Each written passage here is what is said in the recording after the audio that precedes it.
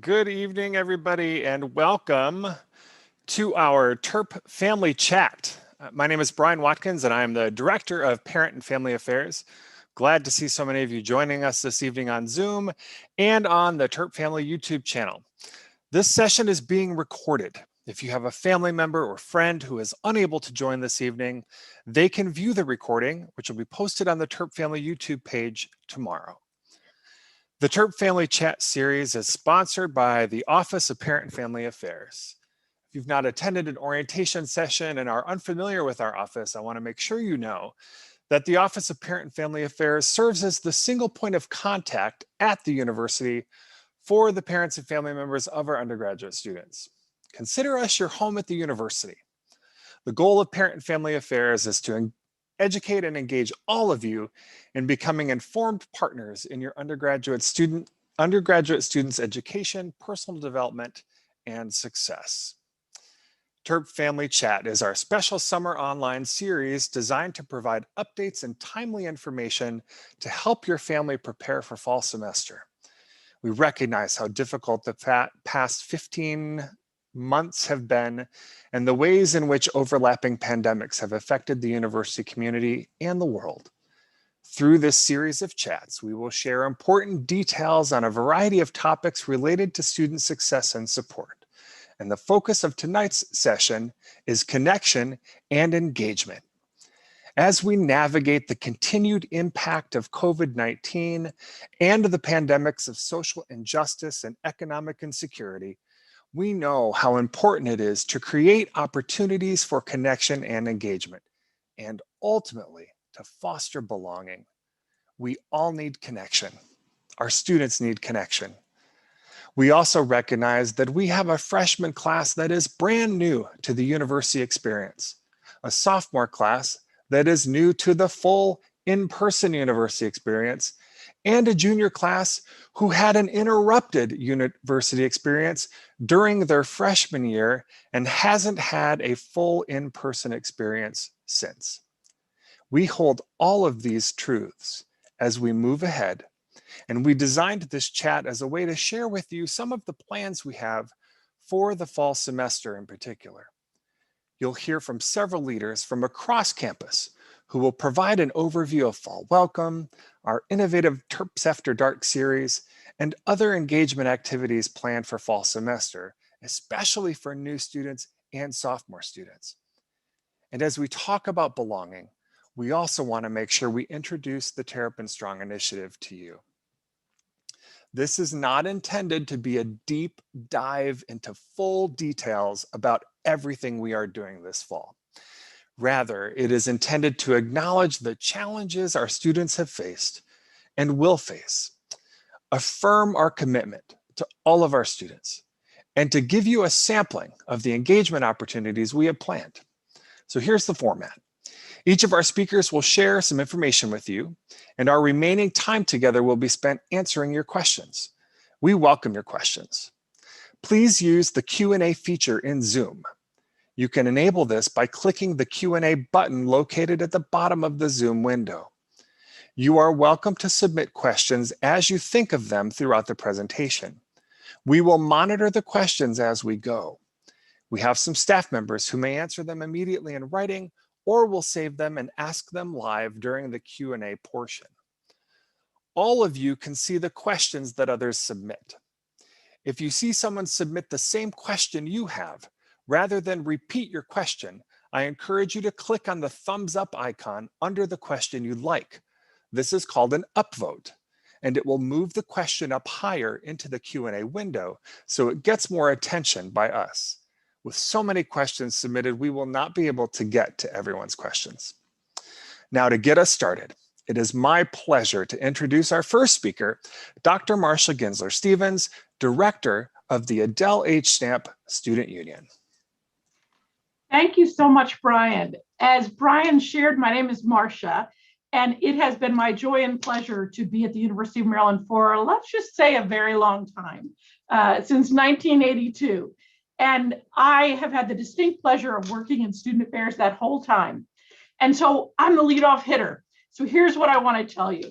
Earlier tonight, I was working on my syllabus for a freshman class that I have taught for 34 years. That's crazy. But one of the things I know from that class is I am always sitting down with first-year students saying, you know what the most important thing is you're going to do in college? You're going to make meaning of life, and you're going to determine who are you. And so part of what we're going to talk about tonight is engagement and how you involve yourself in the community of which you're a part. And part of it is about how you build a life of meaning, where all of those affections and past pandemics and hardships and joys you've known, the loyalties, the identities that are true to you, the experiences you've had, the talents you're already polishing, and the causes for which you're willing to sacrifice something, and the hopes and mistakes you've made and the obstacles you've overcome, all of that comes into play as you make meaning. Now, one of the things we know about this place is there's 800 student groups. There's 1,000 things to do on any given week, and you have to make choices. And so how you're crafting that meaning of life becomes really important. So we're going to talk about how you engage yourself in the life of the campus community.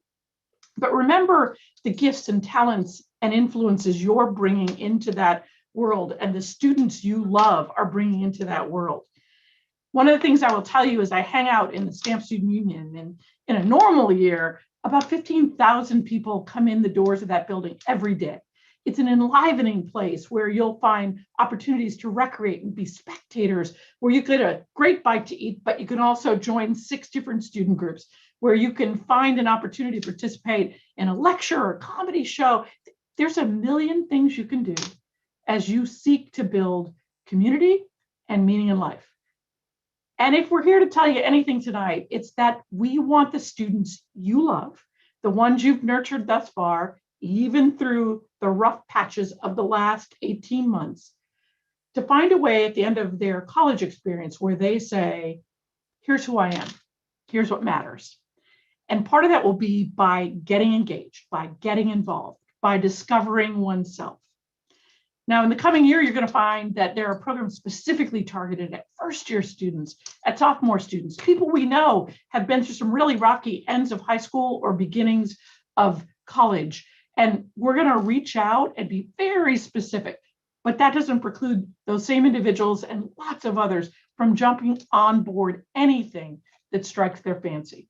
So what I want to tell you is you're going to meet some amazing colleagues from across the campus, and that's who we are. We're a community of care out there to help people recognize that they have an opportunity to build meaning into their lives, all of our students, but particularly we're out there to figure out, who are you?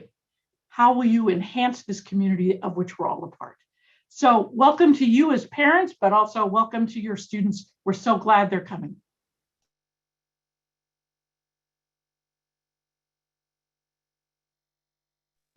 Thank you very much, Marcia. All right, I now want to introduce Dr. Donna Lim, our Associate Director of the Adele H. Stamp Student Union, and Donna's going to share some information about one of the great programs that we have called Terps After Dark. Yes, great. Thank you, Brian. Welcome, everyone. I have the pleasure to chair our Terps After Dark Committee, which is a division of Student Affairs Initiative. Studies would suggest that the first 6 weeks of college is a crucial transition period for students. This is the time where they're going to form habits and connections at the university, kind of with their newfound freedom and independence. And all of this will influence their success. So in order to provide a safe and inclusive environment for the students, departments from across campus are working together to highlight alcohol-free programming to assist students in this transition.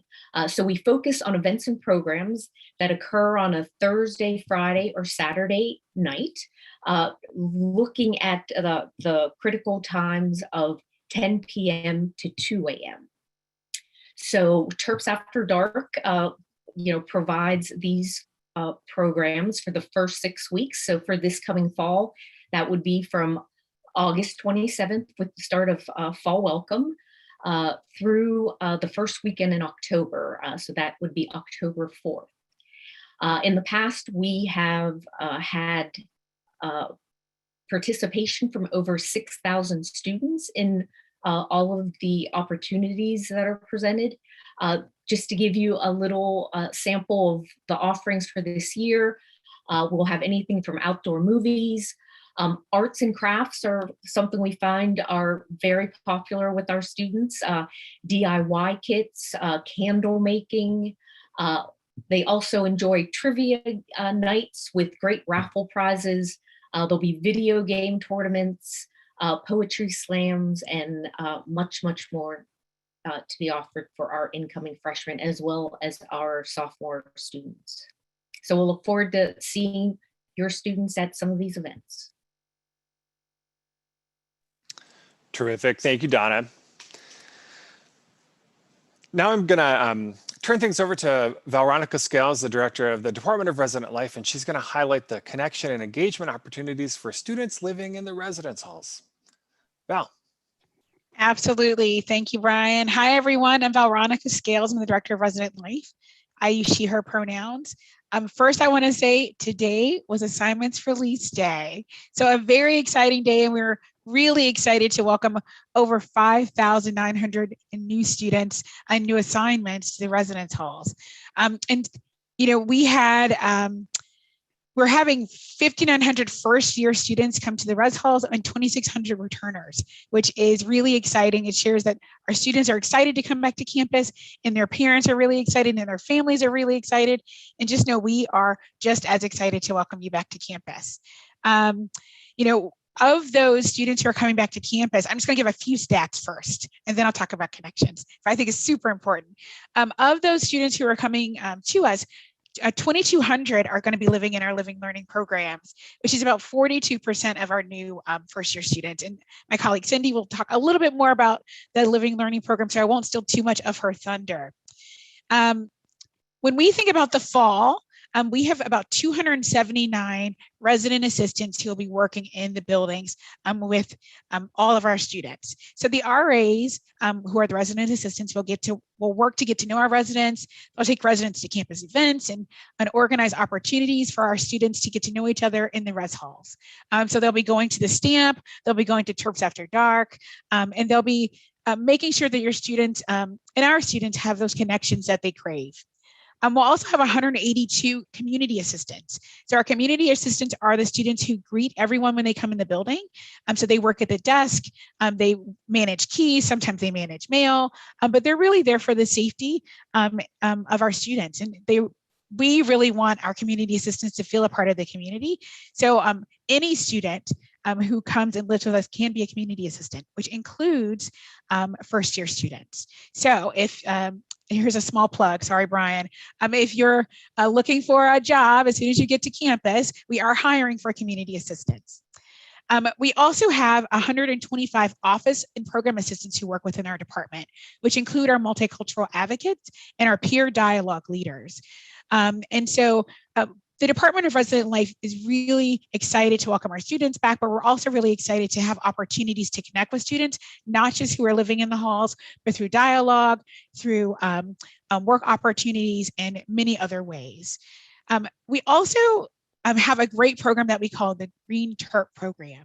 So the Green Terp program is our major sustainability education program for students, and it provides our students opportunities to learn to make choices that support sustainability through fun and interactive events. Our Green Terp program also provides opportunities for students to get involved through internships and other activities throughout the year. So we have a lot of things that we are doing in the res halls. And we also have a fantastic program that welcomes students, which is called Fall Welcome, which Dan is going to talk about. But I'm happy to answer questions. And we're really excited to welcome all of the students to campus and welcome all of our returning students back to campus. Thanks so much, Veronica. So Veronica mentioned Dan Harefield, so I'm going to introduce Dan now, the coordinator of recruitment and outreach programs in Resident Life, and he is going to talk about the importance of Fall Welcome. Thank you, Brian, and thank you, Val, for mentioning Fall Welcome. It's one of my favorite parts of the year. Again, my name is Dan Harefield. I use he, him pronouns. I'm also a Maryland alum, graduated from here, was a College Park scholar, was a psych major, and glad to be back here and continuing to work at my alma mater. So fall welcome is really, truly one of my favorite parts of the year. It's an opportunity to really tap into the energy, the excitement of starting off the college experience here at Maryland. And for our students, it's really about a few different things. It's one, welcoming our students to the campus, providing students an opportunity to meet other students, promoting interaction with our staff, with our student workers, with our friends and colleagues around the campus so that we can really truly build a community to support these students coming back to campus or coming to campus for the first time, get acclimated to the residence halls, and connect with the resources in the broader College Park community. So we really are trying to cover a lot of things in just about 4 days when students first come here to campus. Fall welcome this year will kick off on August 26th. That's actually also our first day of traditional move-in. So our first year students will be moving in on the 26th and the 27th, with our returning students coming back to campus over the course of that Saturday and Sunday, the 28th and 29th. But we will have events happening across all 4 of those days. A few highlights just to put out there for you. It's kind of similar in some ways to Terps After Dark. And we actually are the kickoff to Terps After Dark with our programs over the course of that weekend. We will have several movies taking place, ultimate frisbee late at night, arts and crafts, game night, trivia night events taking place, midnight munchies, which is a huge hit with our students on Friday evening. But some of our big marquee programs are going to be our welcome by Dr. Pines, our president here at the University of Maryland, which will be taking place over in our Xfinity Center. That will also be an opportunity for students to learn a little bit about Terp Pride and Terp Spirit. On the Saturday of that weekend, in the afternoon, we're going to be hosting a program called Free Fest, where we bring together a bunch of our colleagues and campus partners and some of the businesses and organizations around the College Park community to come to campus, engage our students, let them know what resources and supports are here within this community. And then we are going to continue with all sorts of other experiences, affinity group meetups for students to meet up with other students to help build some new communities across the campus. Some of our academic partners, such as the engineering program, will be hosting the Clark Lead welcome event. There'll be different athletic events taking place across campus. So there's going to be a lot for students to explore over those first 4 days, chance to really engage with this community, get a little bit of that Terp Pride, Terp Spirit going, and then start classes that following Monday. So I'm looking forward to it. I hope you and your students are excited for this experience as well. Awesome. Thanks, Dan. Our next speaker is Dr. Cynthia Stevens, Associate Dean of Undergraduate Studies, and she's going to discuss some of the ways the UMD learning environment, and especially our living learning programs, promote engagement, inclusion, and a sense of belonging. Cindy. Thanks so much, Brian. Did you want to put up my one slide really quick? Thanks so much. I'm excited to be here. As Brian mentioned, my name is Cindy Stevens. I'm actually a faculty member in the Smith School of Business, as well as an associate dean in the Office of Undergraduate Studies. And I'm an industrial organizational psychologist by training, so I thought it might be helpful to sort of show you the world as it looks from my perspective. So you'll see here University of Maryland, and underneath are a number of different divisions, and I've put red boxes around the divisions that I tend to work most closely with. So you've heard from a number of my colleagues in the Division of Student Affairs. They work at the STAMP, at the Counseling Center. Brian and Danielle from Parent and Family Affairs, my colleagues from Resident Life. I'm in the Office of the Senior Vice President and Provost, which is also known as Academic Affairs. And we have the colleges, the schools, the academic departments, faculty members. We handle general education, living learning, and other special programs. And then the final box you'll see is for the Office of Diversity and Inclusion, which we work very closely with. They handle things like diversity training and education, the LBGT Equity Center, and so on. And we partnered together across a number of these different units. And our focus is really on cross-unit initiatives that try to tie students' learning with their campus experiences. And you'll, if you can advance the animation. So 2 areas that I wanted to highlight very briefly. One has to do with general education courses. And in our office in undergraduate studies, we handle a lot of the general education courses, and two that I want to highlight are in the area of diversity and scholarship and practice. And both of those courses really help students to build their skills. And we've gotten feedback, and we work very closely with faculty to make sure that those courses are engaging. Scholarship and practice courses are designed to help students understand at a very introductory level, what does work authentic to that discipline look like? So they're really fascinating and interesting courses to take. The living learning programs, we have about 28, 29, depending on how you count them. And they're all headed up by faculty members from the different colleges, schools, and academic departments. They work closely with staff to organize co-curricular activities that will help connect students to each other and really work to expand students' learning. So a couple of examples include things like field trips, service days, films and talks on campus that really help students understand the underlying discipline and give them a chance to connect with one another outside of that. They also do things like pizza study nights, coffees with the directors, internships, and networking. So even though we're in the student affairs side of things, we work really hard to make the programs as engaging as possible for your students. And I look forward to meeting them when they come onto campus. This was just a really quick overview of the different living learning programs that we have in case anybody had questions. Thanks, Cindy. Sorry. Thanks. No, that's okay. I can't see everything when I'm presenting. It takes up the whole screen. So thank you for that information. Not a problem. Thank you.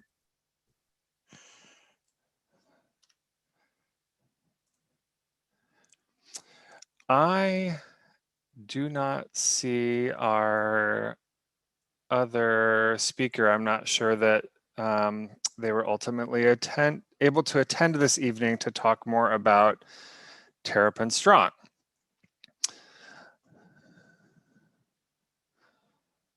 Is there anyone here who feels comfortable saying a little bit about Terp and Strong? Actually, I can talk a little bit about it. Thank you, Cindy. I've been closely involved with that. So Terp and Strong is a welcome opportunity for students across campus. Part of what we want to do is set norms and expectations to have a constructive learning environment for all students, talk about the importance of respect, as well as what diversity looks like in different disciplines. And so this initiative got launched by President Darrell Pines last year. It's been expanded. I know that currently faculty and staff from around campus are involved in training this week and next week for this.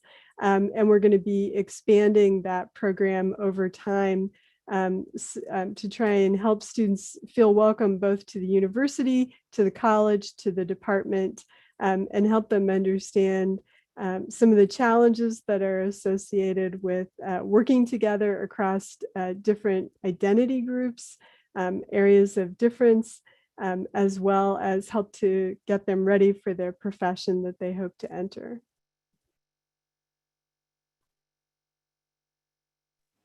Wonderful. Thank you so much.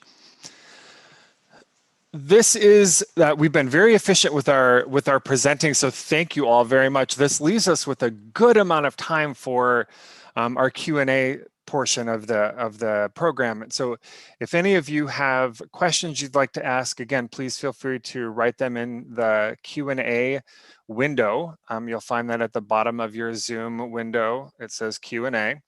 I do have questions that I pulled from the very long list that when you registered to attend the program, many of you submitted questions at that time. So I've gone through and pulled several questions. So I have some to get us started, and then we'll keep our eye on those questions that are submitted as well.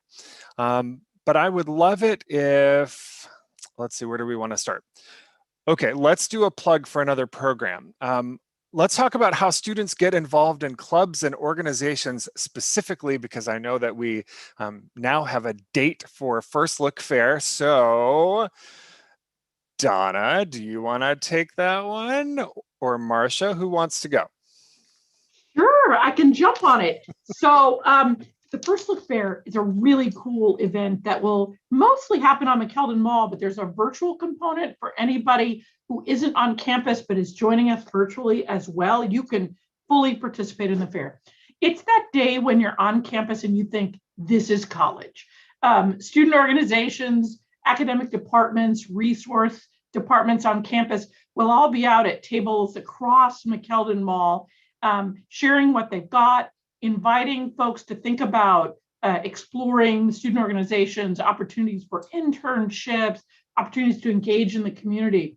That will happen on the 22nd and 23rd, a Wednesday and Thursday of September. And there'll actually be different offerings each of those 2 days. So you may want to mark your calendar to be present on both of those days. There are about 800 student organizations. In order to accommodate them and all kinds of other departments in that fair, we're going to split it up. The other thing I would say to you is there'll be some specific meetups for sophomores as a part of that. Oftentimes, first-year students think, this is only for me. I can only go when I'm a first-year student. But what we know from students is many of them go kind of in a witness protection program their first year, learning how to study and doing well on their academics. And by their second semester or first semester sophomore year, they're really ready to jump in. So sophomores will be warmly welcome. We'll do some specifically meetups on those 2 days. First year students are welcome, but so are grad students who might want to get involved, and juniors and seniors and old farts like us who want to find out what's new and happening on campus. Perfect. Let's talk about what advice do you have for a commuter student who so for those who aren't aware of the term, it's a student who is not living on campus and might be commuting to campus from home. So they might be living at home. So what advice do you have for commuter students? And anyone who wants to, this could be the Marcia show at this point, but I don't, so anyone who wants to jump in should feel free to do so, please. Well, I really appreciate Stacy asked a question specifically about this, and I told her about a program that her student might want to take advantage of.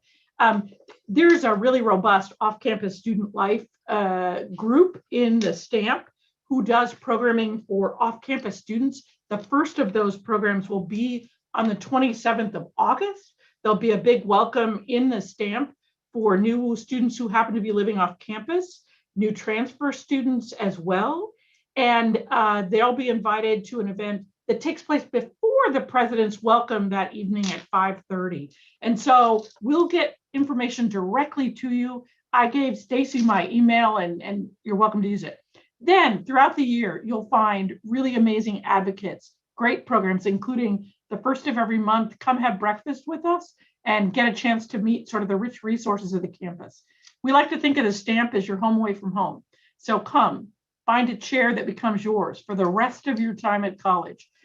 Study with us, engage with us, have lunch with us, because I think you need a place where people are looking for you. The other thing I would say is off-campus students, often you are some of our very best student employees. And all of us employ students, and it's a great way to get connected, a great way to engage with staff and faculty across the campus. And so think about applying for on-campus positions so that you can dive a little deeper into the community that is College Park. And finally, what I would say is don't be afraid to fully engage in the life of the campus. There are lots of ways to do that both during the day and in the evening, and also to engage your families. If you happen to have children or other family members, there are some programming specifically for folks who may be bringing family members into the Terp family.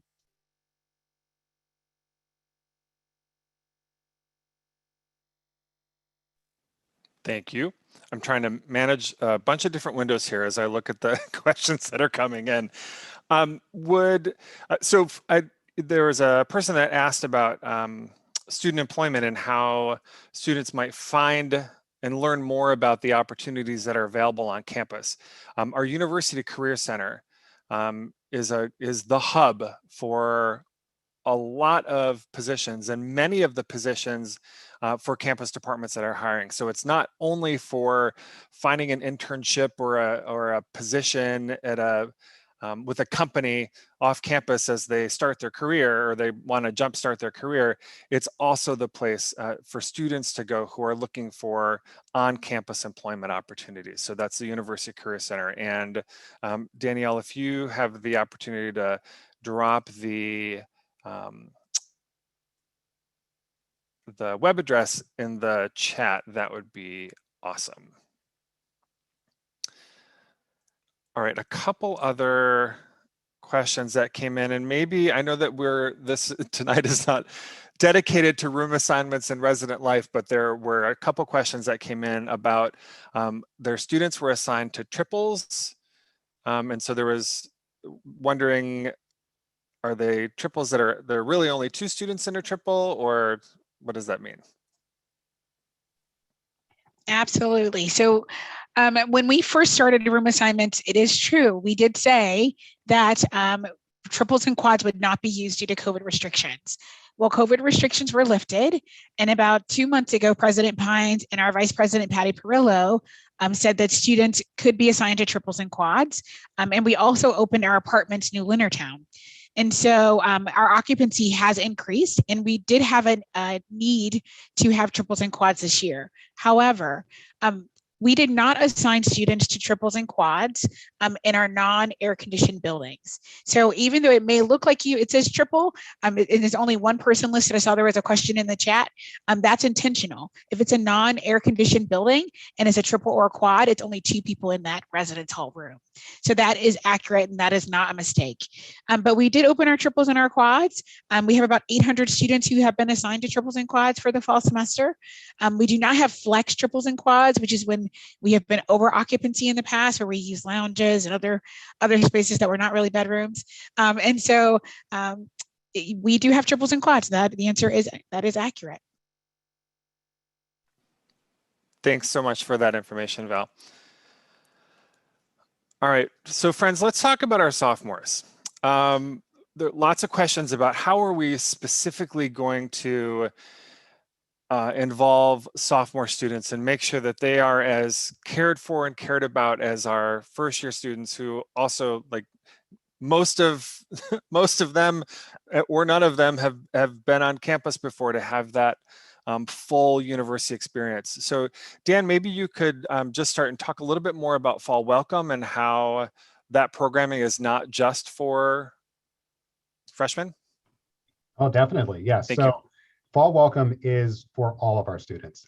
Of course, it is starting when our first year students are moving in on those first 2 days of traditional move-in. It is the whole weekend, and we do encourage our sophomores, even our returning juniors and seniors, our commuter students, come to our Fall Welcome events.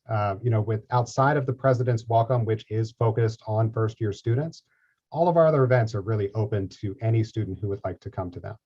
We're even looking at a couple of our events. One in particular is our Find Your Way tours. I did see a question in the Q&A list here about sophomore tours. Now, it's not specifically a tour just for sophomores, but we are going to be looking to do some encouragement of our sophomore students to check out our Find Your Way tours, and we'll have tour guides to help them navigate the campus before classes start on that Monday. So we're going to be looking at some of our programs to do some additional targeted promotion, but it is open to everybody to come and enjoy Fall Welcome.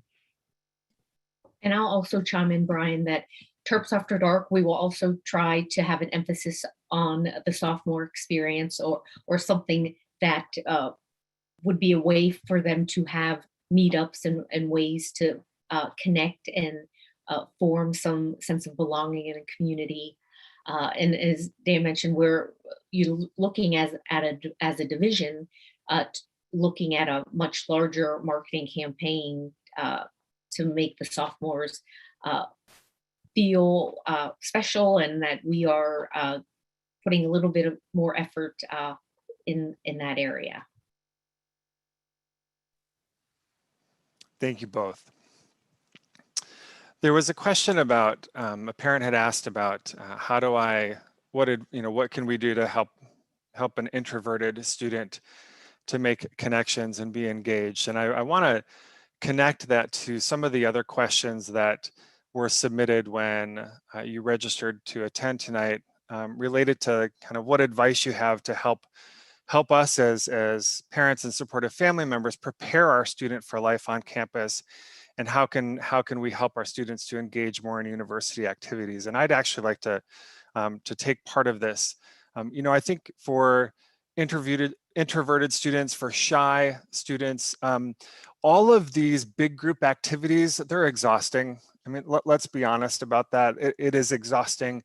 It takes an incredible amount of effort, extra effort, for someone who's more on the shy side or introverted to really put themselves out there. So my advice is for them to do as much as they can. And to find some of those smaller events and those smaller activities where it's not a large group of people. And a lot of that starts in the residence halls. A lot of that starts with the connections that they will make with either their roommate or other people on their floor. So there are lots of opportunities that are very small and also very big. And you know, the university experience is about all of us pushing ourselves outside of our comfort zone. Your students are going to be asked to do that a lot. And so I think one of the best things that you as a parent and supportive family member can do is just continue to be there, to listen, and to provide them with encouragement. As I often say during orientation, this is a time of transition. It is not a short transition period, it is a long transition period. And this is not just for students who are brand new to this university experience, it's a whole nother brand new transition for our sophomore students. And so what happens in transitions is that they are periods of ups and downs. There are highs and there are lows. It will not be smooth. The transition doesn't go in a nice flat line. Although we'd really like it to, that's not what happens. And so it's also important for you as a family member to have realistic expectations about what that means. So when there are some lows, that's okay. And when there are highs, to celebrate those. And to be that great cheerleader on the sidelines to cheer them on and make sure that they keep going and keep putting themselves out there. I also say, you know, that for some of our students, this is a really quick and painless process. And for others, it is slow and painful. And it can take an entire semester or more. For them to really, you know, find that core group or find their people, it can take some time. And the opportunities are there, but it does mean that they just have to, you know, continue to put themselves out there. So that's my best advice for you as parents and family members. I don't know if anyone else has any other words of wisdom that you want to toss out there while I look at our list of questions. I think just briefly to dive in for our residential students, the resident assistant is going to be your student's biggest advocate to try to help them get connected and find a sense of belonging here on campus when they first get here. There will be meet and greets that students will engage in the first couple days as they're moving into the residence halls, but the RAs are going to be there to help connect students with the fall welcome programs that are taking place, hosting community events, floor events, and just simply have that open door presence to engage with your student as they're trying to figure themselves out here on campus, whether they're introverted or extroverted. It is a big space here. When I first came to campus as a student, I was an introverted person. I think I kind of still am, but I have those extroverted moments. But it really actually was my RA when I first came to campus who inspired me to get more connected. And eventually I've ended up here helping to promote resident life in the end here. And I've really kind of navigated this journey to continue this whole exploration of the Maryland experience. So encourage your student to embrace the opportunity to connect with their RA, to connect with their neighbors on the floor, their roommate, and then build from there. Thank you, Dan. How about specific engagement opportunities for students of color and LGBTQ+ students? What opportunities are available? It starts with fall welcome, as Dan was alluding to, good colleagues in resident life and colleagues that are part of the STAMP that work in our multicultural involvement and community advocacy unit. For those students who will be residential, you'll get a chance to engage in these really great conversations, right? Where groups of students with upper class students get together to talk about their own identities and how they bring their whole authentic self into the community, and also what opportunities exist within the community. That'll be sort of a great starting point. But the other is there'll be a number of welcoming events in the fall that'll be produced by staff in MICA, staff at LGBTQ Equity, which is another group on campus that does some amazing programs for students. There'll also be opportunities that are based in faith identities. So welcoming at the Catholic Student Center or Hillel or Chabad, or with Lutheran students. There are 14 recognized chaplaincies. And so a lot of those groups also, if faith is part of the identity that's most salient to you. The other piece is a lot of our student organizations have an identity focus.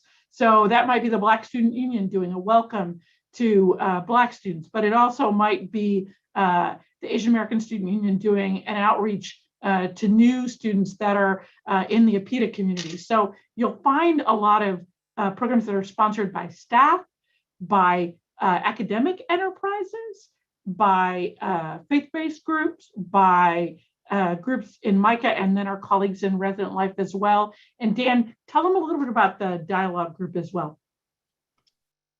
Sure. So we have peer dialogue groups that are hosted by our diversity and inclusion staff here in the Department of Resident Life.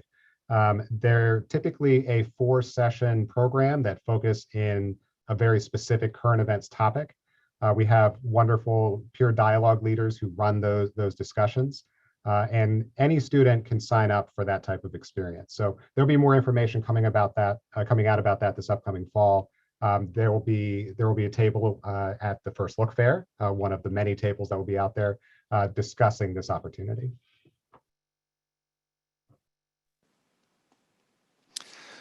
So here's one more piece of advice that I would give you as a family member, because it's related to a question that someone had submitted about, when can families visit campus? That's another thing that you can do for your student, is at some point, if you're able, visit campus. It's a great thing to do so that the student isn't always going home, but that you take the opportunity to visit their home at the University of Maryland. One way to do that is by coming to Family Weekend. So here's my shameless plug. Family Weekend is October 1st through the 3rd. It is truly a family weekend. It is for everyone. We're really excited to be able to offer an in-person family weekend this year. We missed that we couldn't do that last year, and so we're looking forward to being able to have you on campus. And there are lots of events and activities, but that's not the only time you can come. You don't have to come to Family Weekend. We would love for you to come for Family Weekend, but it's not required. The reality is you can visit your student at any time you'd like. We don't put restrictions on that. You should let them know you're coming, right? Don't surprise them. That's always good advice. But please feel free to visit your student at any time throughout the year. If you live close enough to just stop by and take them out for dinner, or to drop off a box of cookies, or some homemade items, do that. Or if it involves more extensive planning, pick a time that is going to work for you to just come to campus and learn more about what they're experiencing here, so that you can be here with them and you get to meet their friends as well. I think that's also another important part about that time for you to come to campus. And bring the family, make it a family affair. So if it is, if there are younger siblings or older siblings, especially for younger siblings, bring them along. I think it's important for them to see and know where their older brother or sister is and how they're doing. So again, know that you are always welcome to visit campus, and you don't have to call us first, but you should call your student first.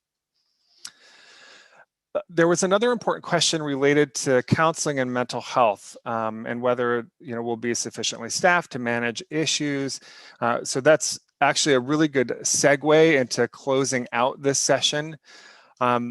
We do have another Terp family chat that will take place on August 10th at 7 p.m.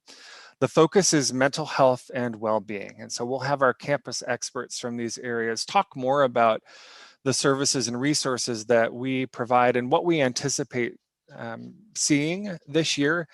We know it's going to be a tough year. It's going to be a tough year in different ways that last year was difficult. And we are preparing for that as much as and as best as we can. And that involves service provided at multiple levels. So I do invite you to register for our next Terp family chat on August 10th so that you can be part of that conversation. And much like tonight, if you aren't able to attend that event, it will be recorded and we'll make the recording available immediately following the event.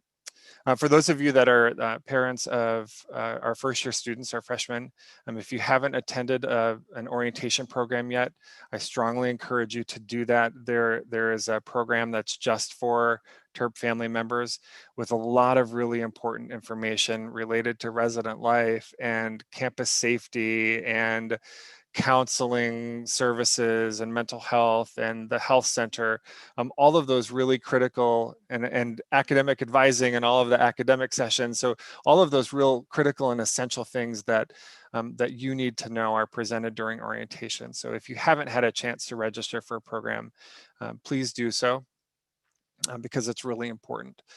And I'll end this with another reminder that the Office of Parent and Family Affairs is your resource at the university.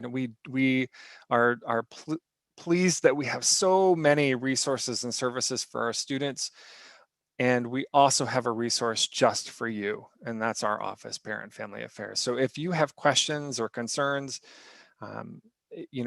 as your student is making this transition and adjustment, if they're calling you and sharing some challenges with you and you're not really sure what to tell them or how to help them, you can give our office a call and we can talk about what your student is experiencing and offer some suggestions that you can share to them so that we can get them to the right place here and make sure that they are connected with the people that can then support them and that can help them. I want to thank all of our presenters today. I appreciate you, and a couple of you are repeat presenters from last year. So I think there's probably awards for this somewhere to continue to be part of our Terp family chat. So I appreciate that and appreciate you. If any of you have questions about anything that you've heard this evening, again, please contact the Office of Parent and Family Affairs. We can be reached at terpfamily@umd.edu. That's our email address. I will type that in the chat window. You can also contact us by phone at 301-314-8429. And it can be any question. If we can't answer it, we'll put you in touch with someone who can, or we'll find the answer for you and we'll call you back or send you the email with the information. But this ends our Terp family chat for tonight. Thank you all for joining us this evening. And once again, thanks to my wonderful colleagues for the information that all of you shared. And again, our next Terp family chat is on August 10th at 7 p.m. We'll talk about student mental health and well-being, and we hope you can join us then. Good night, everybody.